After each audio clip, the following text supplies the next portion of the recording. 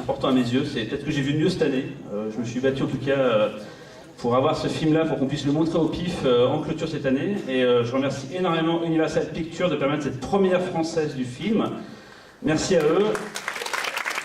Énormément. Le film sortira le 30 janvier en salle, comme c'est écrit là-haut d'ailleurs. Et voilà, c'est un petit bijou, c'est parfait pour finir un festival. C'est du niveau, en tout cas, de plaisir. C'est moi, comme Shin le disait l'année dernière, qui était vraiment un plaisir pour finir un festival. Là, c'est pareil. Sur aujourd'hui, vous allez voir, c'est bon.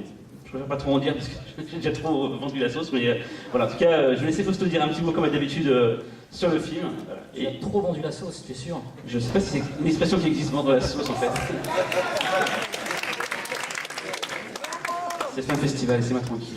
Vous avez toutes et tous très envie de voir le film, donc on va essayer d'être très court, simplement pour vous dire que c'est un film qui revient vraiment de loin. À l'origine, Sorry to Bother You, c'est le titre d'un album qui est sorti en 2012 d'un groupe qui s'appelle The Coup, C-O-U-P. Et dans ce groupe, il y a un chanteur qui est le réalisateur, Boots Riley. Et il a donc écrit ce film qu'il a porté, qu'il a essayé de monter, qu'il n'a pas réussi à monter, qu'il a fait éditer, ça c'est assez curieux, mais en fait le script non produit est sorti en 2014, sorti par un écrivain qui s'appelle Dave Eggers, qui trouvait le script très intéressant et qui ne voulait pas le laisser mourir, donc il l'a édité. Donc aujourd'hui on peut lire le script publié. Et puis il a essayé ensuite de monter son casting, ça a été extrêmement compliqué. Il s'est incrusté dans certaines soirées pour pouvoir accès à certains acteurs. Il a essayé d'avoir Viggo Mortensen, il a essayé d'avoir Colin Firth. Malheureusement, ces deux personnes-là n'ont pas répondu présentes.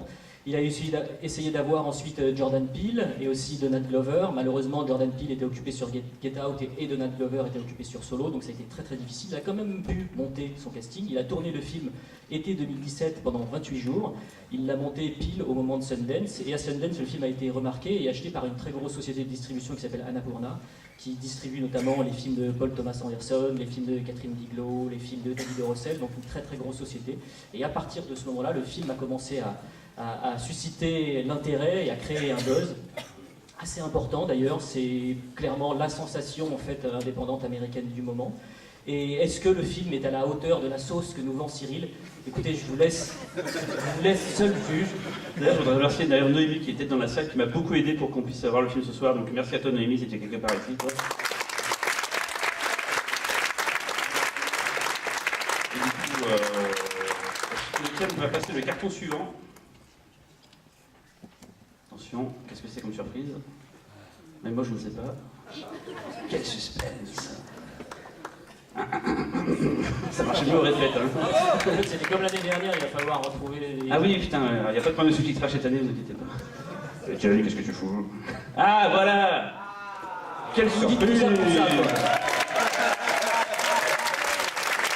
a Claudine, la directrice du Maxime qui est dans la salle. Hein. Claudine, on veut revenir, hein, donc tu le fais venir l'année prochaine.